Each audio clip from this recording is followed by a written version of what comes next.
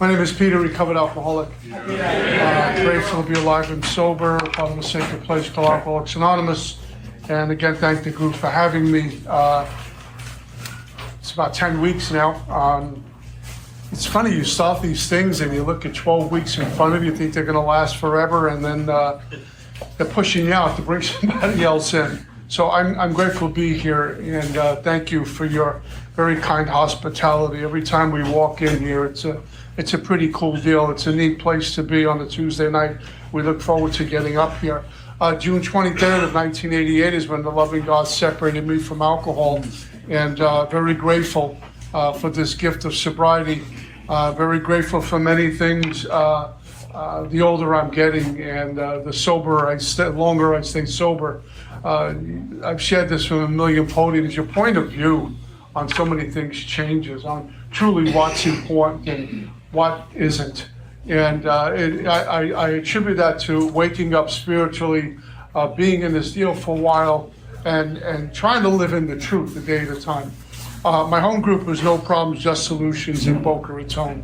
And we meet on Wednesday nights at 7:30, and I love being a member of that group. Thus far, we did a long walk so far through the steps, starting back with step one and what it took for me to wake up and get in here and get surrendered by God on June 23rd of 88, and what ensued, a lot of heavy lifting, coming to terms with what I really am. I thought I had an understanding of alcoholism after 7 treatment centers, but I really got a clear understanding of what alcoholism is with the sponsor going through the book, specifically the first 53 pages, and understanding how deep the roots of alcoholism go, and that my alcoholism doesn't come in a bottle of whiskey. And I thought it did for a long time. With 7 treatment centers and a couple of short-lived moments in AA, I thought the substance itself, alcohol, was the problem. And if I didn't drink, I'd have no problem. And I wasn't drinking, and I had worse problems. I had nothing to pour on my alcoholism, which bubbled right to the surface. And even though I was in here, it was 6 months, I almost got drunk. I was still seeing and hearing and speaking and behaving through alcoholism. And that was not a good place to be. And so what alcoholism does is go underground and resurfaces in a lot of other areas. And they're the food sprees and the sex sprees and the gambling sprees, etc. And I got caught up in the food thing. And it was getting dangerous, so dangerous. My sponsor, unbeknownst to me, was in another fellowship for food, OA. And he took me there. We went through the steps in that fellowship, how to seek outside help, because I was starting to get very sick with the food binges. I was binging and purging. I would be sitting on my couch and there was not a cloud on the horizon, the end of a perfect day, and the impulse to go put my fingers down my throat and seek relief that way. I felt in control, I felt relief, I felt okay doing that. And as I say, that sounds completely bizarre, but isn't picking up a drink after a time of sobriety just as bizarre? So it's just alcoholism coming in a lot of different forms, and I had to get that arrested a day at a time, and I'm happy to report to you, other than having a belly that doesn't always work well, I haven't done anything like that in a very, very long time. And so I'm grateful for the outside help I got, another fellowship, and my sponsor being completely transparent. I didn't even know he was in another fellowship besides AA. And so the journey began, and the 4 through 9 was really a lot of heavy lifting, a lot of force feeding of humility, a lot of ego deflation, which is necessary. What I need to be doing here is to starve the ego and feed the soul, and my mind wants to do the opposite. So much of, if not everything I do here, we get to do here, is counterintuitive. It's against what I grew up with. It's against how I learned to operate out there. It's complete deflation of the ego.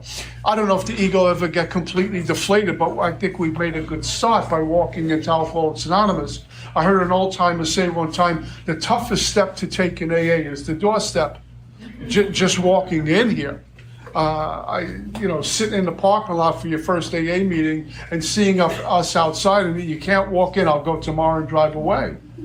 I don't know what to expect. And so somewhere in 4 and 5, I remember really uncovering things about me that I didn't even know was there. You know, the way we find the truth is by discovering all the lies. And so we're on this fact-finding mission. For what? To discover the obstacles in my path. Now, I couldn't interpret that. I couldn't articulate it that way back then. But I just knew there was a lot of stuff under the surface I couldn't even put my finger on. I just knew I was not okay. I'm making meetings. We were doing, at the time, 2 and 3 a days. We'd make a noon meeting. We'd make a late afternoon meeting. We hit a double header in the afternoon. We'd make a night meeting, do a double header at night. We're living in the rooms, a bunch of us, little road dogs going to meetings together. I had running guys out there, running guys in here. And I'm putting my head on the pillow at night and I'm still vibrating. There's a lot of angst, a lot of stuff going on. And I'm saying I'm making meetings. I don't know what's wrong. But it was going through the work the very first time that knot began to loosen a little bit. I started to understand how I'm operating, which was wrong. And I started to have this great need and see the need for a relationship with this power called God. No human power could relieve me of my alcoholism, but God could and would if he was sought. So I'm on this mission. And the human power, quite frankly, is a group of drunks for good holy direction, which I use, but I couldn't hold on to that. I couldn't, because it was a bunch of human powers. And you go home at night. And I'm stuck with me and my mind and my thinking and all the false selves that are going on, the ones God never created. And I'm paying attention to them and all the narrative they're supplying for me. And I'm not okay. While I'm making a lot of meetings that I can't rely on the human power. The love of my children or love of a spouse or a sibling is not going to keep me sober. I mean, we've heard the stories. I can look at my little child's eyes and say, I'm never drinking because you, I don't want to hurt you. And an hour later, we're blind drunk. It's a human power. It'll last so long. And a real alcoholic knows exactly what I'm talking about. A moderate drinker, if you're sitting here, a hard drinker thinks I'm Looney Tunes. A real alcoholic knows exactly what I'm talking about.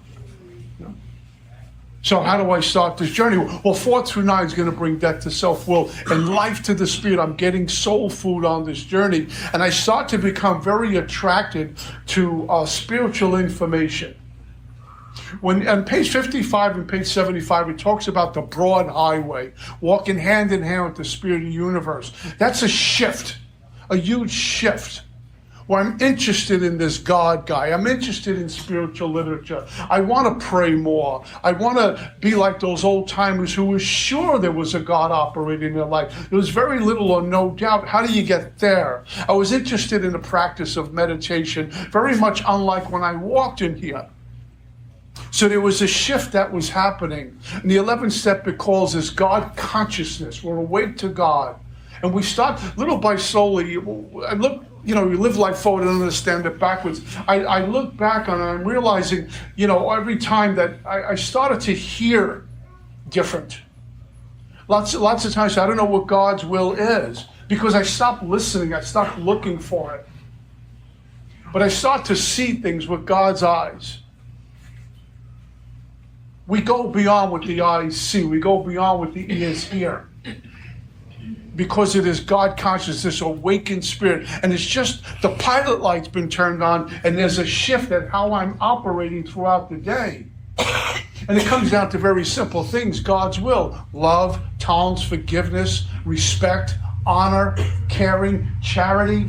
I mean, it's so simple. We're looking for some esoteric, God's will. I found it. It's in the back of the room under a desk. I found it. Don't tell anybody. It's simple stuff I learned in kindergarten. But I've gotten so far away from that. That's the block. I've gotten so far into my own design for living, I move far away from God. And that can happen to me while I'm in Alcoholics Anonymous with double-digit sobriety. I'm going down a path I know I need to follow to get there, to arrive, to be a success. And it's the very same path that's pulling me further and further and further away from God. And then I got a double vodka in my hands how to get here. I start to worship other things instead of God. I go to God to keep me sober. I'm looking for other places to keep me happy. God isn't real. I'm worshiping my reputation. I'm worshiping my money or what I drive or where I live. And it's all playing to this false sense of self that demands I go there. And it's always insecure. It's always feeble. It's always weak. So I need more. Because inwardly I know it's nothing. And the mind has me in its grip, and I'm not going to let go of that and turn in order to go out. Turn back to this power regardless of how much shoveling I got to do and how much digging I got to do. The desperation is not there. I think I can arrive by achieving something out there. And I learned a long time ago, external conditions are never a remedy for this internal illness I have called alcoholism. But God could and would if he was sought. What am I doing to seek? So last week we touched on step 10, and we talked to, I think I was talking about the inventory process, how important that is to keep up to date, to stay current with inventory. It's a bulldozer for all the things that get in my way. But there's more to step 10.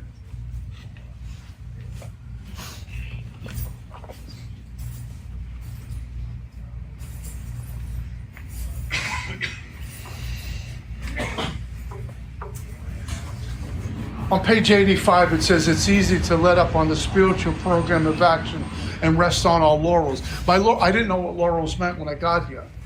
I went to the University of 86th Street in Bensonhurst, Brooklyn, so I didn't know what laurels meant. I had to look it up in the dictionary. Laurels were my accomplishments I did yesterday. So it says it's easy to let up on a spiritual program of action and rest on my accomplishments. Like a lot of us, I was one of them. I got done with my 5th step. I felt like I got my stripes to walk into AA. I can measure up with the older guys. I'm really in AA. So let's put the car in park now. Do a really good talk or have a great weekend. I'm good. And what I start to do if I'm not careful is worship my emotions. I worship my feelings. And I'm a comfort seeker rather than a God seeker. I need to be comfortable. And the very things I think from my mind that I'm going to get me comfortable, they're very same things that get me to a place I'm really uncomfortable again. It's not God's will. You know, what's going to make me comfortable is a fat bank account, a big house, a new car. And God says, no, you're going to get drunk. What I need you doing is taking a job in the Salvation Army. Well, that's not my plan. I know God's will, but my mood looks a little bit better today, so I think I'll follow that. It says, I'm not cured of alcoholism. Now, the 10th step says the problem has been removed, but the problem has been removed, but the truth about the problem is always going to be there. I'm once an alkie, always an alkie. It says, I'm not cured of alcoholism. What I have is a daily reprieve or a daily stay of execution that quite frankly hinges on the condition of my spirit. What am I doing to care for the soul? Am I in a place where I think I can start skipping prayer in the morning because I feel good? I had a great night last night. I've been doing good. I'm too busy. Now, I don't know what it's like to have children. I don't have any children. But a lot of men I've sponsored over the years have children. And so when the kids get up for school at, say, 7 o'clock, and it's hard to pray, I says, well, time out. I said, I don't know what it's like to raise kids, but why can't you get up at 6:30? Because if Flacco was waiting with a bag of dope on the corner, you'd be up at 4.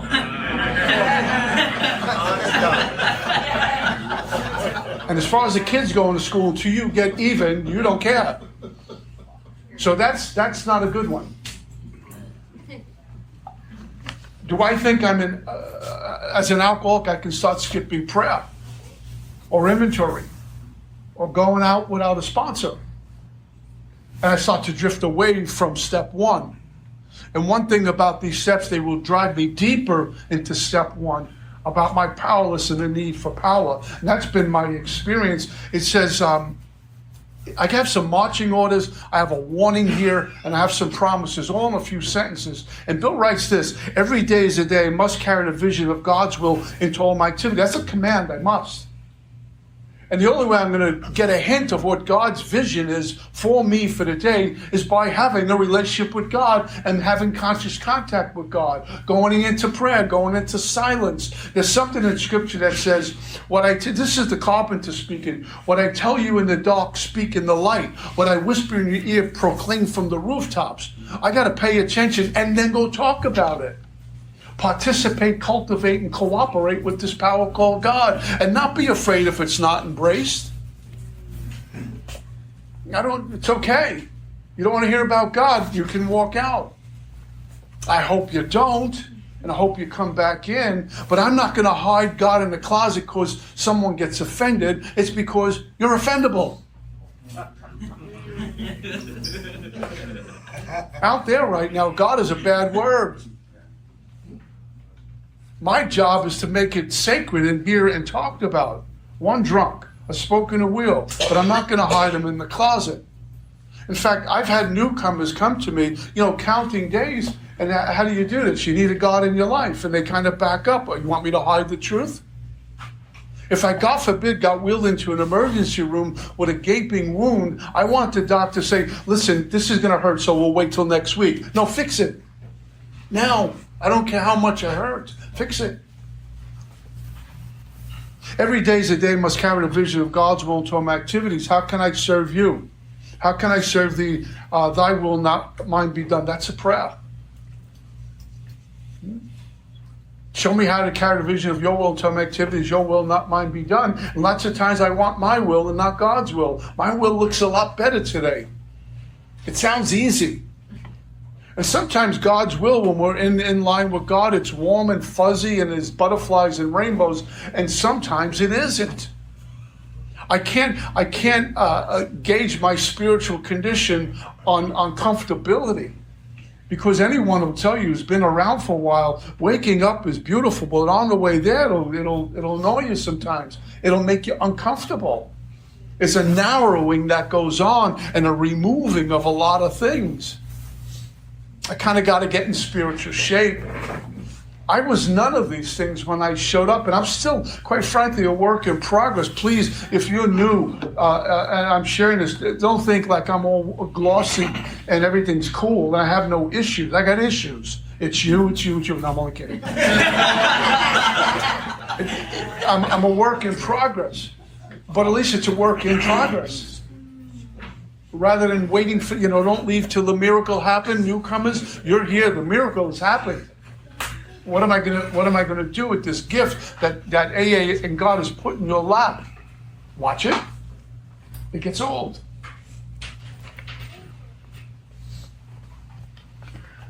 These are thoughts which must go with me constantly, not when it's convenient. This was told to me by my sponsor. If spirituality doesn't touch every single area of my life, it touches none of my life. It go with me constantly, which means I can't be Moses here and Rambo out there. It needs to be consistent. If you see me in Publix, I'm the same guy here. Yeah? Alcoholism doesn't come in a bottle of whiskey. It sits up in the mind. The only thing that's going to defeat that is the soul. God fears nothing. God always wins. Just as an example, this planet is upside down right now. There's more violence than I've seen ever. And I find, I guess the right word is refuge, knowing God's going to win. Whatever it looks like, He's going to win. He always wins. And He's the only one who defeats my alcoholism. Much has already been said about receiving strength, inspiration, direction from Him who has all knowledge and power. If I've carefully followed direction, have I been painstaking about this phase of my development with great care? Or have I done the steps cafeteria style? I've begun to sense the flow of His Spirit into me. Something's happening. Something's changing. I'm feeling light lately. Feel good about today. I still have the same job. I don't make a lot of money. I don't have a bunch of new stuff, but something just feels right. What's happening, and I think with my story, suddenly there was an undercurrent of okayness. It wasn't gloom and doom like what's it going to be today. No matter what was going on out there, there was an undercurrent of I'm going to be okay. I don't know how, and I don't know when. I just know I'm going to be okay. That just happens organically. Information alone is not going to produce that. Information with some action becomes a transformation, and suddenly I begin to sense the flow of God's Spirit into me. Oh my God, I'm not a loser in God's eyes. There's an actor, a very religious man, and he says something. I saw this little clip of an interview. He says, down here you may not be a star in Hollywood, there may be no red carpet and paparazzi, but in God's eyes, that's who you are. You're a star. Very special. My mind wants no part of that thought, because my mind wants me drinking and doing dope and being on the streets and hustling and pen. That's what the mind loves. Or if I'm in here, it wants drama. It likes activity. It doesn't like stillness. And God brings stillness. God brings an okayness. God brings, I'm going to be okay. It's messy out there. I'm okay. And I start to sleep at night. And the cool thing is, I'm not thinking about drinking anymore. This is a miracle. That's why the miracle has happened. If you're here and you got one day tonight or counting days and you haven't drank, this miracle has happened. Because, I'll take a risk here, most of us, based on our track record, are not supposed to be sitting here with double-digit sobriety. Left to our own devices, we wouldn't even be alive. When the big book says the age of miracles are still with us, look to your left, look to your right. Okay, got it. Got it. To some extent, I've become God conscious. We've begun to develop this vital sixth sense, and we must go further. That means more action. Vital sixth sense. I was taught in school 5. Most of us 5 senses. I had a sponsor, Mark, who sat me down one time. He says, Money, let's talk about this for a minute. And I knew it was going to be a long talk. And when he got like that, I'd take a pen and paper, start writing. He says, you were taught 5 senses in school. That's a lie. They lied to you. Because the book says we're going to begin to develop this vital, life-giving, like a vital organ, sixth sense. What is that? I took a shot. He says, God. He says, exactly. The 5 senses he showed me, and I thought about my life, it's so true. The 5 senses I'm born with does a good job of separating me from you. Well, I don't like what you're saying, so I'm going to go over here. Or they're not into the big book, I'm going to go over there. I don't like what I'm hearing, so I'm going to go there. I don't like these people who are maybe the wrong political party, so I'm going to go here.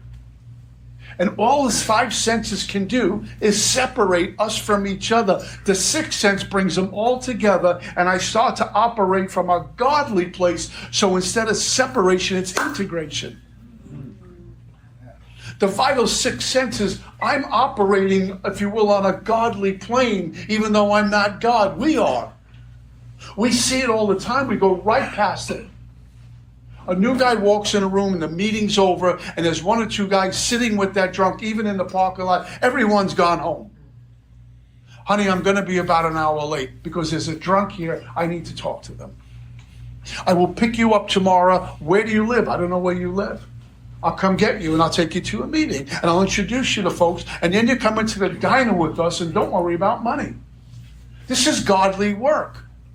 Prior to that, I'm scanning a room and hoping someone leaves a pocketbook or a wallet so I can take it. I mean, how many of us have, go to Publix and they give you too much money back and say, you gave me the wrong change? That's godly stuff. It's the exact opposite of how I used to live.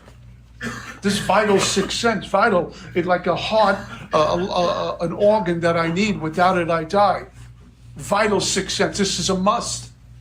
Now, I can't make that happen on my own. I can't, pray for it to happen. There's some things I need to do. It's called the death of self for successful living. Once I'm out of the way, if you will, suddenly the Spirit, I can feel the Spirit like a river flowing. And I have my days where I get my own way. And the mind has me. And I always remember, I don't have thoughts. They have me right now. They don't want to let go. And it's not about resisting them or thinking of positive affirmations. What I need to do is turn in order to go out, turn into who I'm one with. And it doesn't make me better than anyone or special. And it's not pretentious to say that. It's just factual. The way you are, one with who? God, who fears nothing. This is all the mind. Because one thought leads to 2 thoughts, leads to 10 thoughts, leads to 20 thoughts, leads to a drink. And that's what I need to know. I'm alcoholic. I drink whiskey. That's what I do. When I drink whiskey, I eat pills. And I drink whiskey and eat pills, I got a syringe, a needle in my arm again, and here we go. And it takes 20 minutes for it to happen. I'm an alcoholic. I drink alcohol. But what God could, he was sought. And I get free of all of it. So for me, step 10 and 11, step 10 is about a page and a half of an incredible lesson in spirituality. You go to Barnes and Nobles or go online, there's books, there's volumes. And Bill throws a page and a half in step 10 that can flip my life as I'm cleaning up amends. And all I have to do is just follow instructions with the sponsor and follow the instructions. I think I shared last week that step 10, some of us don't write it, some of us write it. I'm not glued to a notepad, but at the beginning, we would write this throughout the day, a 10 step. What am I disturbed about? What am I resentful about? What am I fearful about? Pen to paper. Discuss it with someone immediately. See if I owe an amends. Love and tolerance of others is our code. How can I practice love and tolerance of others when I'm consumed with me? I can't. If I'm not doing 10 and 11, all the stuff that my head is filling me with becomes paramount to my life. I get immersed in all of that. And I'm what we always call, I'm jammed up again. I got a head full of stuff. It's going on again, having a bad day. And we hear it. I'm in my head. But if I'm writing inventory, the stuff is going to come, but I have enough muscles to keep it there and keep the space between me and it. It doesn't own me anymore because I'm back to God. I'm turning in order to go out. If I don't turn in, I'll turn without. I'll go without. Step 11.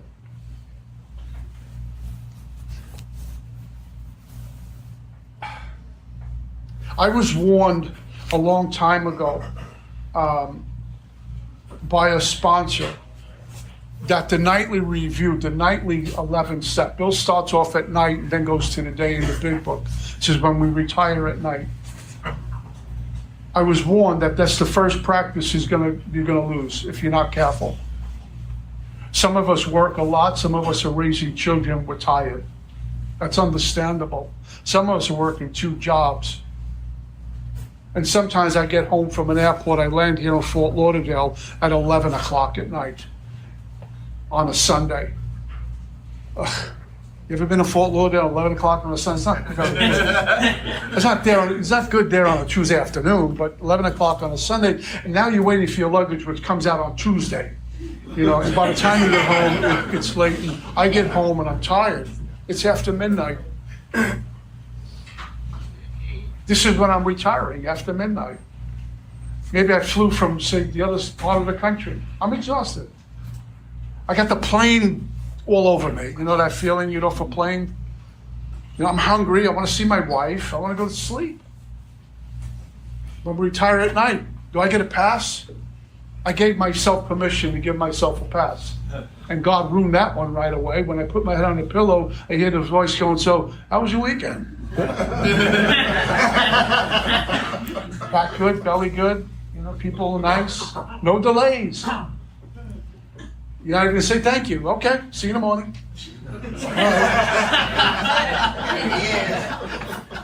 But I was warned about the nightly review. There's some questions here we ask. Trust me, I'm doing this a long time. It takes 5 minutes. And here's the thing I learned. Because I'm active with step 10 in cleaning up my day, there's been plenty of times there's nothing to write at night. Unless suddenly my mind gives me something ridiculous that I start to embrace. And sometimes I get up and go write and go pray and go back to sleep. But if my day is pretty clear, there's very little to do at night as far as writing this, answering all these questions. What I need to pay attention to, and I'm grateful I do, is praying, even just giving thanks. For newcomers, help is a whole prayer. If it's sincere. Help is a whole prayer. It's just as powerful as reciting the Lord's Prayer, if it's sincere. In fact, I'd rather say help and be sincere than say the Lord's Prayer and I'm just checking in. I give God thanks for the day. I didn't get drunk today. Or if I've gotten so far away from that, I've taken that for granted now. Thank you, God, for this day. I mean, at night, I ask God, if you see fit that I should wait tomorrow morning, please show me the way to stay clean and sober and carry the vision of your will to my activities. I do that at night because there's no guarantee I'm waking up tomorrow. I know I like to think I'm waking up. I think I got a pretty good shot, but I don't know. So I check in with God about that at night. I do. I've been doing it for years. If you see fit that I should wait tomorrow morning. It's the last thing I say before I go to bed. After the thank yous for another day. I'm not going to give, I'm going to do my best not to give alcoholism a leg up on me because it takes no prisoners. It doesn't care. It'll take me, it'll take my wife, it'll take my brothers, it'll take my family, our family, it'll take my friends, and it keeps going. It's like a cancer that's spreading really fast. And all I had to do was just keep spiritually fit. It's not much. Mark used to tell us what we had to do to keep the drunk on compared to what I have to do to stay sober. Staying sober is like kissing a newborn on the cheek compared to the wreckage out there that just keeps accumulating.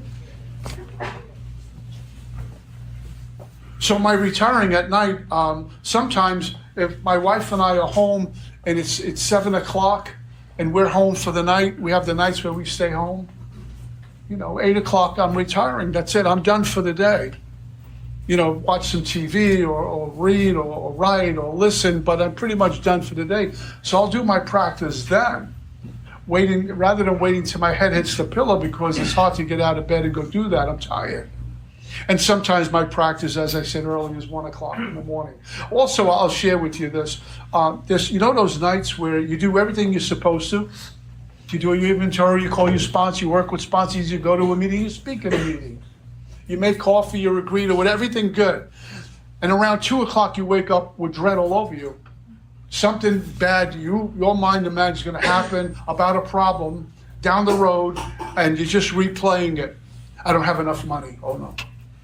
I'm never going to make it. I know this job's going to end. I know they're leaving me. That kind of stuff. As you get older, you get the nights where, how many more years do I have? I'm really having a good time. I don't even want to think about it. And you're up. And your eyes are staring at the ceiling. And you try to go to sleep, and it just gets worse. Those are the nights I've gotten up out of bed, go into my prayer room on bended knees, and I just spend time with God. Father, I'm afraid again. I'm scared. I'm angry. I wrote an inventory.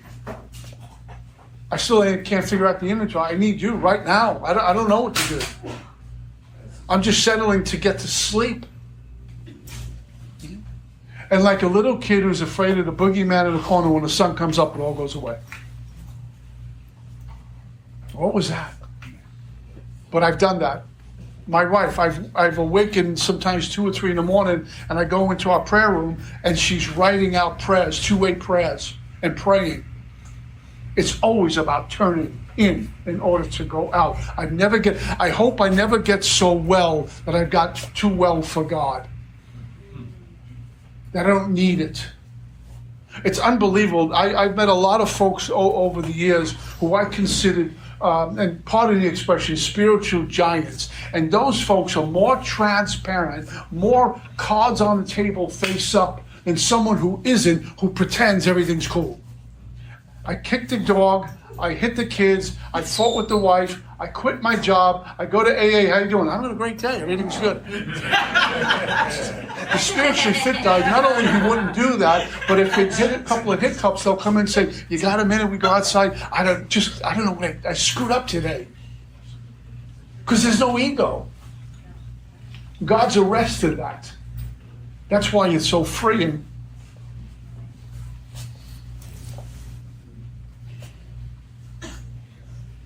Page 43 in the big book tells me that I'm 100% hopeless apart from divine help. That's a very bold statement. There's a doctor in hospital in New York, I can't think of the name of it, who was observing us and made this statement. 100% hopeless apart from divine help. And there's another quote that goes, there is no security in my future apart from God. Simply. The 11th step is for me enhancing this awakening I've had, because the awakening we talk about, having had a spiritual awakening, having had in step 12, it's been given to me somewhere in the steps, but guaranteed in 10, there's been this awakening. We're in the world of the spirit. I need to be able to articulate to you what it's like living in the world of the spirit, or to a sponsee what it's like living there. Not perfect, because I'm far from perfect, but the experiences I've had in there. And it talks about on awakening. It says we think about the 24 hours ahead and we consider our plans for this. Two different things. When I look at my day, my 10th step, my 11th step, where I fell short and what I need to do, my corrective measures for the next morning, that's what I'm thinking about. I need to be more kind today. I need to be more considerate today. I need to not indulge so much with food today. And then I consider my plans. Okay, got to get to the gym, got to get to work, got to get to a meeting, go to the dry cleaner, pick up the kids, things like that. Those are my plans for the day. It tells me before I do anything. I ask God to direct my thinking.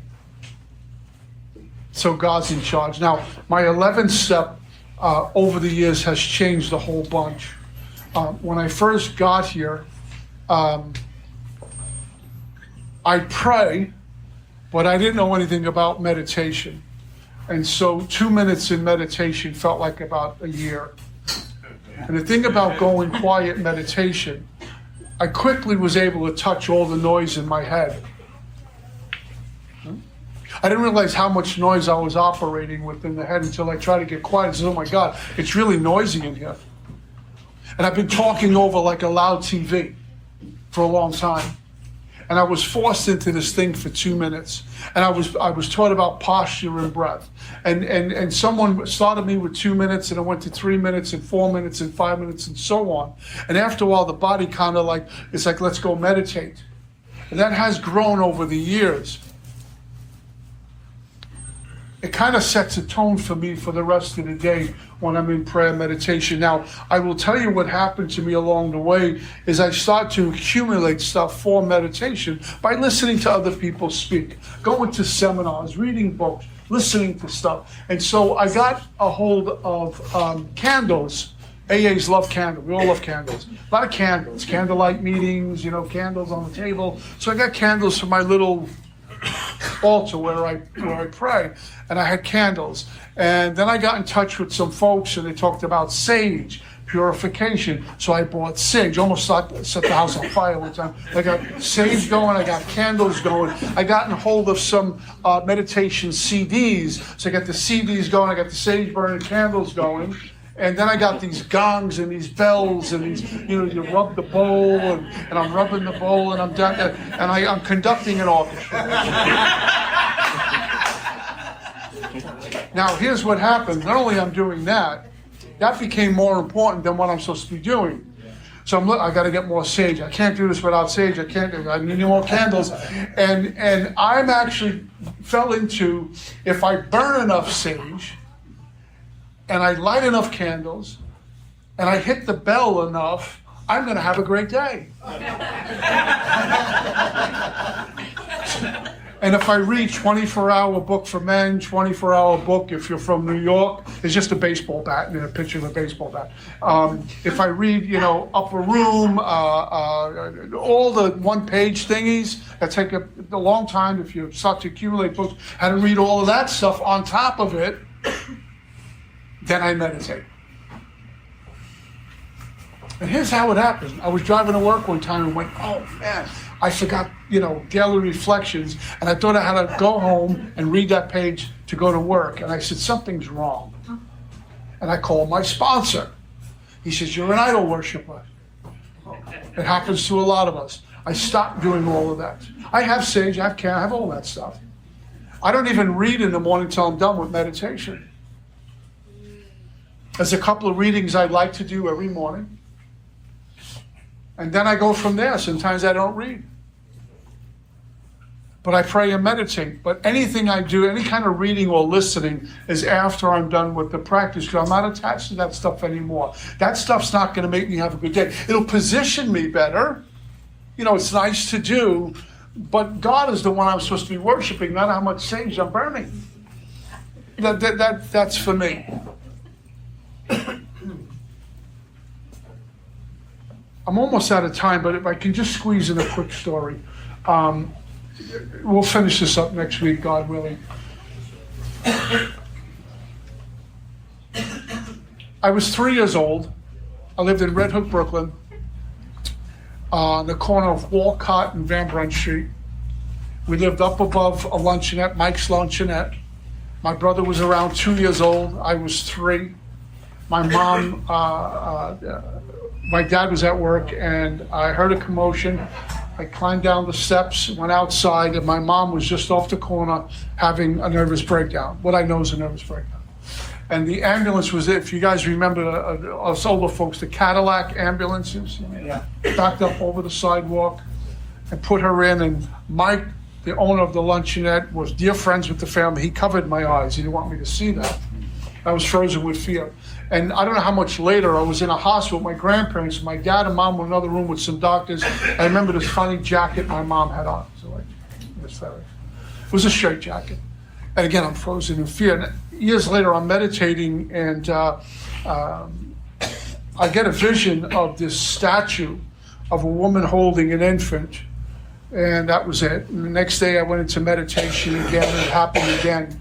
Around the third day, that statue became lifelike, and the infant she was holding was me. And the information I got, which was contrary to the information I was getting from other people, I wanted to go back there. He said, no, leave the past there. The information I got from the saint, it was the Blessed Mother, if anyone's interested, was to go back there. And I remember the room filling up with the scent of roses. And I didn't know what that meant. And I spoke to Mark. He said, okay, I don't want you to tell anyone about this because you're going to talk it away.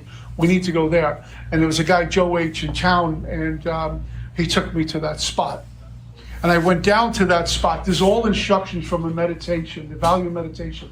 And I was with Joe, and I'm walking around, and I can feel where I stood at 3 years old. It was called Making Peace with My Past, by the way. And I went over to this wall, which was different now, where my mom was punching this wall, and the hand was all bloody, and I put my hand on the wall, and I made a prayer to my mom, yeah? And I came back to that spot, and I thought I was done, and I went to get in the car, and something stopped me from getting in the car. And I leaned in, and I said, Joe, I can't get in the car, and I don't know why. He hopped out, and he walked around, and we prayed. We got on bended knees, both of us, off a street corner, we're praying. And this was like a rough neighborhood now. And he's walking around, and I'm not sure what to do. And he says, you need to look in the concrete over here on the sidewalk. And he had he was laughing about it. He said, you need to look here. And when I went over to the side of the concrete, someone, or some power, had written in the concrete, my brother who was 2, his name is John, and what was written in the concrete was, to Peter and John with love, and 3 little X's underneath in the concrete. And at that moment, that's when that shell broke open, and I began to weep. And knowing that I know by my Creator happened to me again, because God feels the soul when it hurts. Joe told that story in a couple of talks. I'm glad he did, because it almost can sound like hocus pocus when it happened. It was in the concrete.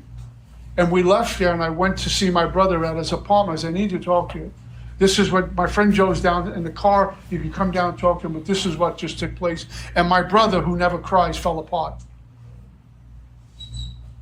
Because both of us knew, although someone could have written that in the concrete who knew Peter and John, both of us knew it came from another place. Where God says, I got you. I know your heart hurts and it's heavy. I got you. And this is proof that I'm with you. That's all I got.